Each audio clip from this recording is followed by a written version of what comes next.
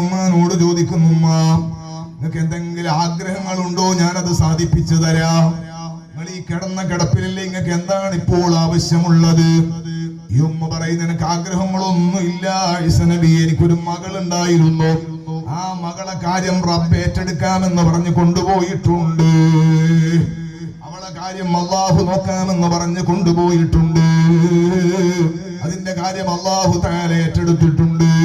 പിന്നെയോ എനിക്ക് ഏറ്റവും വലിയ ആഗ്രഹമായിരുന്നു അങ്ങയെ കാണുക എന്നത്. കണ്ണ് തന്ന റബ്ബിന്റെ ഏറ്റവും ഇഷ്ടപ്പെട്ട ഒരു അടിമയെ, ഏറ്റവും ഇഷ്ടപ്പെട്ട ഒരു നബിയെ, ഒരു റസൂലിനെ, ഒരു ലസ്മിൽപ്പെട്ട ഒരു മഹാനെ എന്റെ കണ്ണുകൊണ്ട് കണ്ട സ്ഥിതിക്കും ഇനി ദുനിയാവിൽ എനിക്കൊന്നും കാണാൻ ആവശ്യമില്ല. സുബ്ഹാനല്ലാഹ്, ഉമ്മ മരിച്ചു പോവുകയാണ്. ഈസാ അലൈഹിസ്സലാം ആ ഉമ്മക്ക് വേണ്ട കാര്യങ്ങളൊക്കെ ചെയ്തു ഖബറടക്കിയിട്ട് തിരിച്ചു വരുമ്പോൾ ഒരു പെൺകുട്ടിയുടെ ശരീരം സിംഹം തിന്നുന്നത് കാണുകയാണ്. ആ ഉമ്മ നേരത്തെ പറഞ്ഞില്ലേ മകളെ കാര്യം അല്ലാഹു ഏറ്റെടുത്തു എന്ന്. സിംഹം പിടിച്ചു കൊണ്ടുപോയതിനെ സംബന്ധിച്ചാണ് ഈ പറഞ്ഞത്. മുതവക്കിലീങ്ങളുടെ ഒരു ലോകമുണ്ട്, ഖൽബിൽ ഈമാൻ കയറിയവരുടെ ഒരു ലോകമുണ്ട്. നമ്മുടെ പളപളപ്പിന്റെ കണ്ണുകൊണ്ട്, ദുനിയാവിന്റെ ബഹളം കൊണ്ട്, ദുനിയാവിന്റെ ചിന്തകൾ കൊണ്ട് കുമിഞ്ഞുകൂടിയ കൽബ് കൊണ്ട് നോക്കുമ്പോൾ ഇതെല്ലാം ഒരു ട്രോളായി കാണുന്ന ലോകമാണെങ്കിലും ഇതെല്ലാം പുതിയ ലോകത്തൊരു വലിയ മോശത്തരമായി ചിത്രീകരിക്കപ്പെടുമെങ്കിലും മോനെ, ഖൽബിൽ ഈമാനിന്റെ പ്രകാശമുള്ളവർക്ക് ഇതിൽ വലിയ പാഠമുണ്ട്. അല്ലാഹു സുബ്ഹാനഹു വ തആല നമുക്ക് ഖൈർ നൽകട്ടെ. ഏറ്റവും വലിയ ചെറുതുമായ എല്ലാ നിഅമത്തിനും അല്ലാഹുക്ക് ശുക്ർ ചെയ്യണം. അല്ലാഹു സുബ്ഹാനഹു വ തആല തന്നതിന് മുഴുവനും നമ്മൾ ശുക്റുള്ളവരാകണം. ആകയാൽ ഏറ്റവും വലിയ ശുക്ർ ചെയ്യേണ്ടത് നമ്മൾ മുസ്ലിമായി എന്നതിനാണ്. മുസ്ലിമാക്കി അല്ലാഹു തആല നമ്മളെ ജീവിപ്പിച്ചു എന്നാണ്. അതാ ഞാൻ പറഞ്ഞത്, ദിക്ർ ശുക്ർ ചെയ്യാൻ വേണ്ടി മനുഷ്യന് കഴിയൂല. പിന്നെ ഈ ശാക്കിറായ അടിമ എന്ന് പറയണില്ലേ,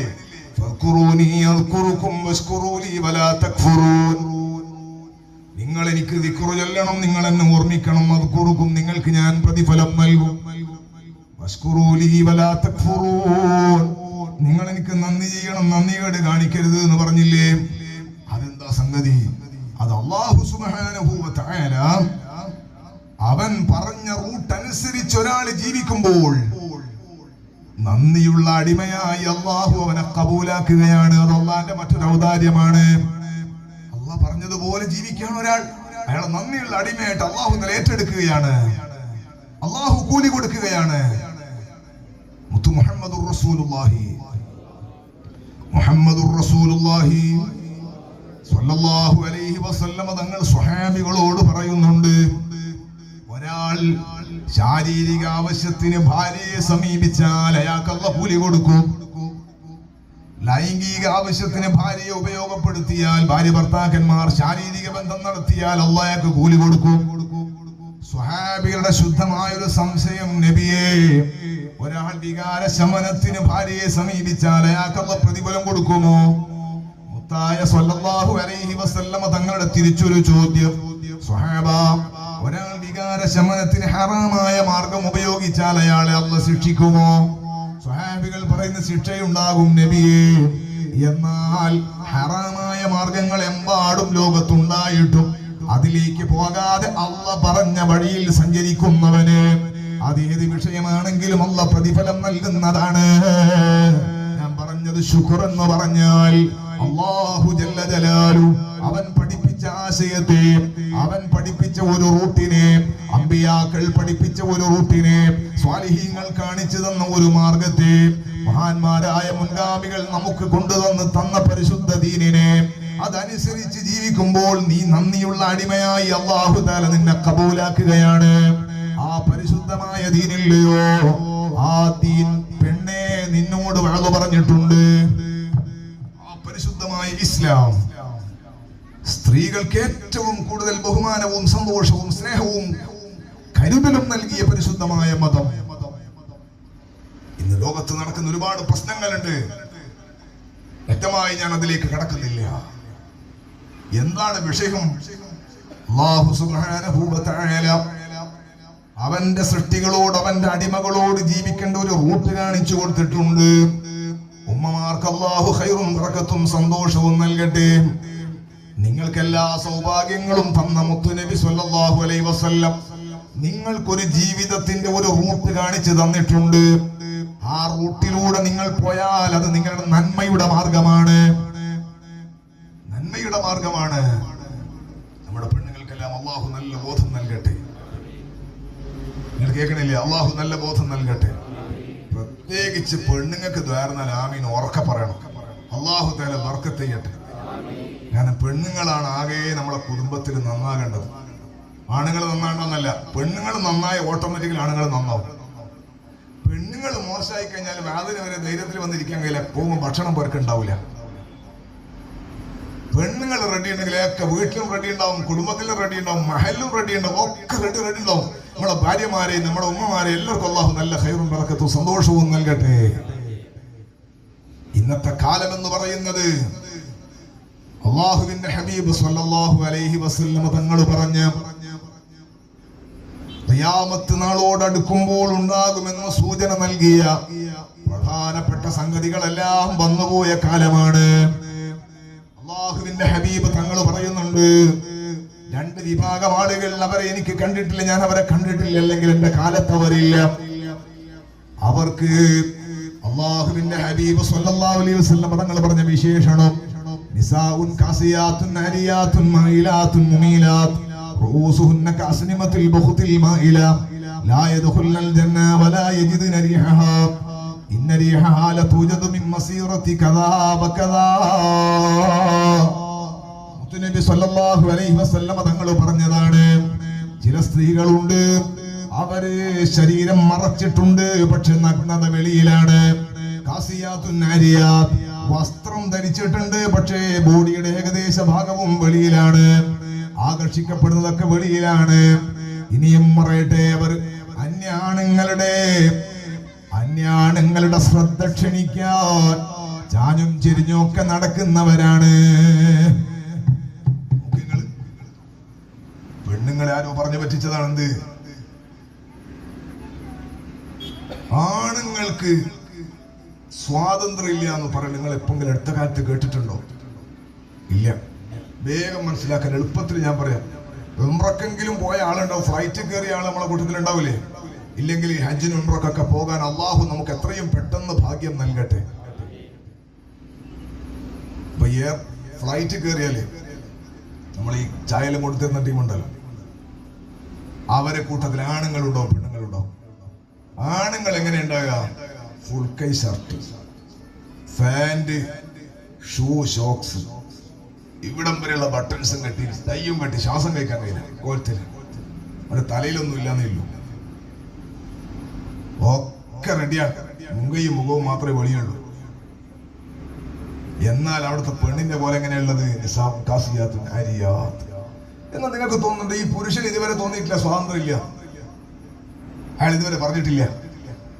ശരീരം മറക്കാനാണ് വസ്ത്രം എന്ന് പെണ്ണുങ്ങൾ തിരിച്ചറിയുന്ന കാലം വരെ ഈ നാട്ടിലെ കുഴപ്പം തീരൂല.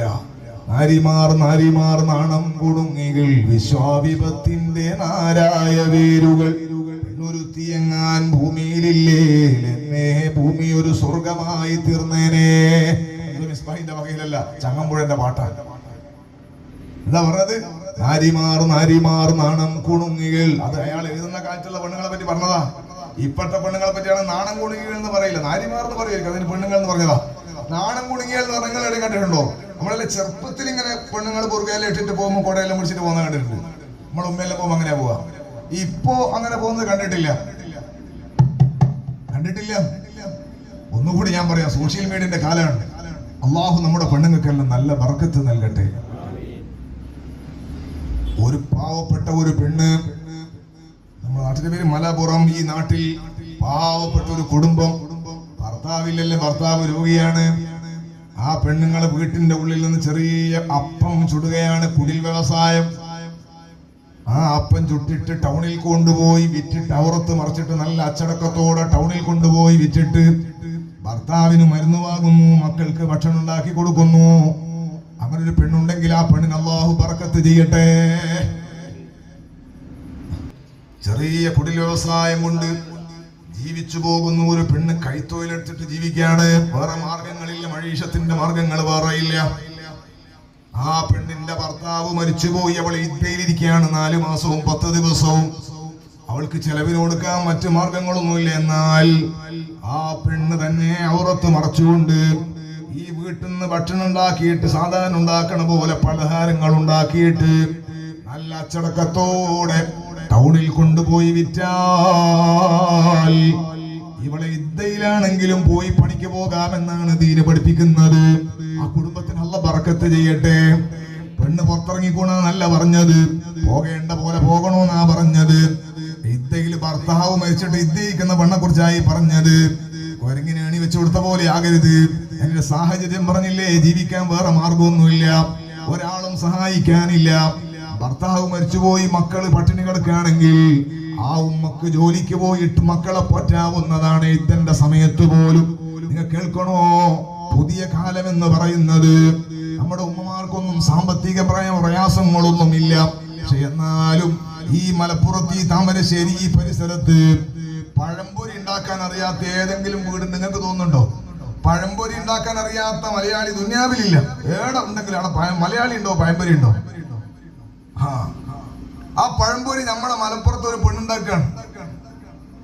എന്നിട്ട് ആ മൈദ കുഴക്കണതും പഴം മുറിക്കണതും ഒക്കെ കൂടി ഷൂട്ട് ചെയ്യാൻ, എന്നിട്ട് അത് അപ്ലോഡ് ചെയ്യാം ഫേസ്ബുക്കിലും യൂട്യൂബിലും ഇട്ടിട്ട്, പിന്നെ അതിന്റെ കമന്റും അതിന്റെ ലൈക്കും നോക്കിയിട്ട് അടുത്ത പഴംപൊരി വാങ്ങാൻ വേണ്ടിയിട്ട് കാത്തു നിൽക്കുകയാണ്. പുതിയ ലോകമാണ്.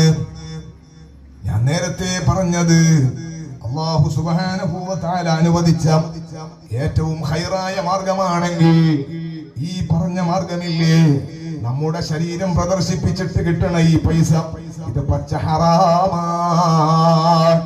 ഭർത്താവിന്റെയും ഭാര്യന്റെ കൂടെ, ആങ്ങളന്റെ കൂടെ, മക്കളുടെ ഉപ്പ മോനെ തല്ലുന്നു, മോൻ ഉപ്പാനെ തല്ലുന്നു, ഭർത്താവ് ഭാര്യനെ അടിക്കുന്നു, ഭാര്യ ഭർത്താവിനെ അടിക്കുന്നു. ഇന്നാ ലില്ലാഹി വ ഇന്നാ ഇലൈഹി റാജിഊൻ. ഇവിടെ വീട്ടിലുള്ള മക്കൾക്ക് അതവ് നഷ്ടപ്പെട്ടു പോകുന്നുണ്ട്. ഉപ്പാനെ എടാന്ന് വിളിച്ച്, നീ അടുത്തൊരാൾ എന്നോട് പറഞ്ഞു, ചെറിയ മുഹമ്മദ് എടാ, അയാൾ ഞെട്ടിപ്പോയി. അതവില്ലാത്ത ഒന്നല്ല, വിളിച്ചു പോയതാ. ഏതോ ഒരു സാധനം ഉണ്ടോ നടന്നതിന്റെ ഉള്ളിലും തുള്ളുന്നു. മൊബൈൽ എപ്പോ തുറന്നാലും അവരതാ കേൾക്കുക, ഉപ്പാനെ മോൻ ചീത്ത വിളിക്കുന്നു, മോൻ ഉപ്പാനെ ചീത്ത വിളിക്കുന്നു, അങ്ങോട്ട് ഇങ്ങോട്ട് തല്ലുന്നു. ഇത് കേട്ട് കേട്ട് കേട്ട് കുട്ടികള് ഉപ്പാനെ വിളിക്കാണ്, എടാ ഇങ്ങോട്ട് ഭയന്ന് വീണ് പോയതാന്ന് പറഞ്ഞു. എന്നാലും വിളിച്ചില്ലേ. നമ്മളെ മക്കളൊക്കെ വളരെ ശ്രദ്ധിക്കണം. അല്ലാഹു നമ്മളെ മക്കളെ നന്നാക്കി തരട്ടെ. എന്റെ പ്രിയപ്പെട്ട കരളിന്റെ കഷ്ണങ്ങളെ സ്കൂളിൽ പഠിക്കുന്ന മക്കളോട് അല്ലാഹു നമുക്ക് ബർക്കത്ത് ചെയ്യട്ടെ. മക്കള് വേല കേൾക്കാൻ വന്നാലും കേൾക്കൂല. ഇങ്ങോട്ടോ നിങ്ങളോടന്നെ, ചെറിയ മക്കളോട് പരമാവധി മൊബൈൽ ഉപയോഗിക്കരുത്. കുട്ടികളെ വൈ അപ്പുറം പോയിട്ട് ട്രോളും, എന്തൊരു ഉസ്താദ് ഇയാൾ മൂസാനബിയുടെ കാലത്ത് വേല പറയേണ്ട ആളാന്ന് പറയും. ഇപ്പോഴത്തെ കാലത്ത് പറയേണ്ട വേല തന്നെയാ പറയുന്നു. കാസർഗോഡ് ഒരു ആചാര്യണ്ട്, അള്ളാഹു അദ്ദേഹത്തിന് കുറെ ആചാര്യണ്ട്, ഒരു നല്ല ആചാര്യൻ, അള്ളാഹു ബർക്കത്ത് ചെയ്യട്ടെ. ആ ബാക്കിൽ തളം നാമീ പറയണേ ഇല്ല, അള്ളാഹു ബർക്കത്ത് ചെയ്യട്ടെ. ഞാൻ മംഗലാപുരത്ത് ഒരു വേല കഴിഞ്ഞിട്ട് വരുമ്പോ ഈ കാസർഗോഡ് രാവിലെ ഒരു പരിപാടി ഉണ്ട്. അപ്പൊ അങ്ങോട്ട് ദൂരെ പോയിട്ട് പിന്നെ അവിടെ നിൽക്കുകയാണെങ്കിൽ മൂപ്പരെ വീട്ടിൽ ഈ ഉസ്താഹന്മാര് ഒന്ന് താമസിക്കാനുള്ള സൗകര്യം നല്ല ഉത്സാഹം ഒരുക്കിയിട്ടുണ്ട്, റൂമും കാര്യങ്ങളൊക്കെ ഉണ്ട്. അള്ളാഹുദിനെ നല്ലോണം അള്ളാഹിന്റെ മാർഗത്തിൽ സമ്പത്ത് കൊടുത്ത ഒരാളാണ്, അള്ളാഹു ബർക്കത്ത് ചെയ്ത് കൊടുക്കട്ടെ. അങ്ങനത്തെ നല്ല മനുഷ്യന്മാരെല്ലാം ഉണ്ടാവുമല്ലോ പല സ്ഥലത്ത്.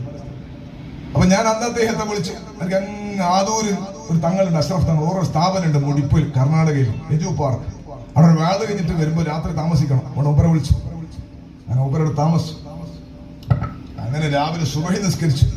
അദ്ദേഹവും +2 പഠിക്കുന്ന അദ്ദേഹത്തിന്റെ മകനുണ്ട്. ഞങ്ങൾ ജമാഅത്തെ അവിടെ നിസ്കരിച്ചിട്ട് അവിടെ ഇരുന്നിട്ട് 2-3 കലിമത്ത് ഇങ്ങനെ സംസാരിക്കുന്ന കൂട്ടത്തില് ഈ ആചാര്യ പറയണം, ആചാര്യന് വലിയ വയസ്സുണ്ടാവുന്നല്ലോ, 10-50 വയസ്സുണ്ടാവും അതിന്റെ താഴെ, അങ്ങനെ നമ്മളെ പ്രായം തന്നെ 10-50 വയസ്സുണ്ടാവും. മൂപ്പര് പറയാണ്, ഉസ്താദെ ഈ മൊബൈല് കണ്ടുപിടിക്കുന്നതിന് മുമ്പ് നമ്മൾ മരിച്ചു പോയില്ലെങ്കിൽ എത്ര നന്നായി പോയല്ലേ. എന്നൊക്കെ തോന്നില്ല? അങ്ങനെ ഈ മൊബൈല് കണ്ട് നമ്മുടെ കയ്യിൽ വരുന്നതിന് മുമ്പ് നമ്മൾ ജീവിച്ച് മരിച്ചു പോയിരുന്നെങ്കിൽ എത്ര നന്നായിരുന്നു, എത്ര സമയം അതുകൊണ്ട് നമുക്ക് വേസ്റ്റ് ആകുന്നു. എന്നിട്ട് മൂപ്പര് പറയാണ്, ഈ +2 പഠിക്കണ മോനുണ്ട്, ഇയാള് പറയാണ്, എന്റെ ഈ മോനുണ്ടല്ലോ, മോന് ഞാൻ ഇതുവരെ മൊബൈൽ വാങ്ങിക്കൊടുത്തിട്ടില്ല. നിങ്ങൾക്ക് ഇന്നാലില്ല ചെല്ലാനാ തോന്നുന്നല്ല, അല്ലാഹു അക്ബർ പറയാനാ. അപ്പൊ ഞാൻ ഈ കുട്ടിയുടെ മുഖത്തേക്ക് ഇങ്ങനെ നോക്കി, ഈ മോന്റെ മുഖത്തേക്ക് ഒന്നുകിൽ ഉപ്പയോടൊരു വെറുപ്പ്, അല്ലെങ്കിൽ ഉപ്പയോടൊരു ഈർഷ്യത, അല്ലെങ്കിൽ ഇവനൊരു മഫനാണ്, പൊട്ടനാണെങ്കിൽ ഒരു വലിയ ചിരി. ഇതിലേതെങ്കിലും ഒന്നാ ഞാൻ പ്രതീക്ഷിച്ചത്. ഒന്നെങ്കിൽ ഇവന് ബുദ്ധിയില്ലാത്തവനായിരിക്കണം, +2 വരെ പഠിച്ചിട്ട് ഉപ്പ മൊബൈൽ മേടിച്ചു കൊടുത്തില്ല എന്നാണ്. അല്ല, ഇവൻ ഏകദേശ വിഷയങ്ങൾ A+ മേടിക്കണം, മിടുക്കനായ മോനെ. എന്റെ മൂപ്പരന്നെ പറഞ്ഞു, ഇവന് പഠിക്കാനുള്ള സൗകര്യം സ്കൂളിലൊക്കെ എഴുതാനുണ്ടാവല്ലോ, അതിന് എന്റെയും എന്റെ ഭാര്യന്റെയും ഫോൺ ഉണ്ട്. സെൻട്രൽ ഹാളിൽ മേശയുടെ മുകളിൽ വെച്ചിട്ട് പഠിക്കുന്ന സമയത്ത് ഫുൾ ടൈം പഠിക്കാൻ വേണ്ടി കൊടുക്കും. ഞാനില്ലെങ്കിൽ ഭാര്യന്റെ ഫോൺ കൊടുക്കും, ഞാൻ ഉണ്ടെങ്കിൽ എന്റെ ഫോൺ ഉപയോഗിക്കാം. സ്വന്തമായി ഇതുവരെ ഞാൻ ഫോൺ കൊടുത്തിട്ടില്ല. 10 iPhone ഒന്നിച്ച് വാങ്ങി കൊടുക്കാൻ പറ്റുന്ന കോടീശ്വരനായി പറയുന്നു. നമ്മള് 2ാം ക്ലാസ്സിൽ +2 അല്ല, വെറും 2 2ാം ക്ലാസ് പഠിക്കുന്നവന്റെ കയ്യില് 2 മൊബൈല് കണ്ടോ. 4ാം ക്ലാസ് പഠിക്കുന്നതിന് 40 ലക്ഷത്തിന്റെ മൊബൈല്. എന്തൊരു അത്ഭുതമാണ് നമ്മളെ മക്കളെ കാര്യം. അല്ലാഹു നമുക്ക് നമ്മുടെ മക്കൾക്ക് അല്ലാഹു ഹിദായത്ത് നൽകട്ടെ. ഞാൻ പറയും, ഇത് കണ്ടിട്ട് നമ്മുടെ മക്കൾ ഉപ്പാനെ ചീത്ത വിളിക്കാൻ തുടങ്ങിയിട്ടുണ്ട്. ജ്യേഷ്ഠനോടും അമ്മാവനോടും ഉസ്താദിനോടും നല്ല കുരുത്തക്കേട് പറയാൻ തുടങ്ങിയിട്ടുണ്ട്. ഭാര്യയും ഭർത്താവ് റോട്ടിലൂടെ ഓടുന്ന്, വെള്ളത്തിൽ കിടന്ന് തുള്ളുന്ന്. ഇതെല്ലാം നമ്മളെ മക്കള് കുടുംബത്തിലിരുന്ന് കാണുന്നുണ്ട്. പുതിയ ലോകം, പുതിയ കണ്ടുപിടുത്തങ്ങൾക്ക് പിന്നാലെ പോയപ്പോൾ അല്ലാഹു സുബ്ഹാനഹു വ തആല തന്ന അനുഗ്രഹങ്ങൾ മറന്നു പോകുന്നു. ഞാൻ പറഞ്ഞത് എന്താണ്? ഒരു ഉമ്മക്ക് ജീവിക്കാൻ മാർഗമില്ലെങ്കിൽ, വഴിയില്ലെങ്കിൽ, മക്കളെ പോറ്റാൻ മാർഗമില്ലെങ്കിൽ, ഭർത്താവ് മരിച്ച ഒഴിവിലാണെങ്കിൽ അല്ലെങ്കിൽ ഇദ്ദയിലാണെങ്കിലും അവൾക്ക് പണിയെടുത്ത് ജീവിക്കാമെന്നാ ഞാൻ പറഞ്ഞത്. പുറത്തു പോകുന്നോണ്ട് വിരോധമില്ല. അതേ സമയത്ത് നിങ്ങൾ ഈ ചെയ്യുന്ന പ്രവർത്തനം, ഈ കാണുന്ന പ്രവർത്തനങ്ങളില്ലേ, നമ്മുടെ മുഖം പുറത്ത് കാണിച്ചിട്ട് കാണിക്കുന്ന കോപ്രാട്ടികൾ,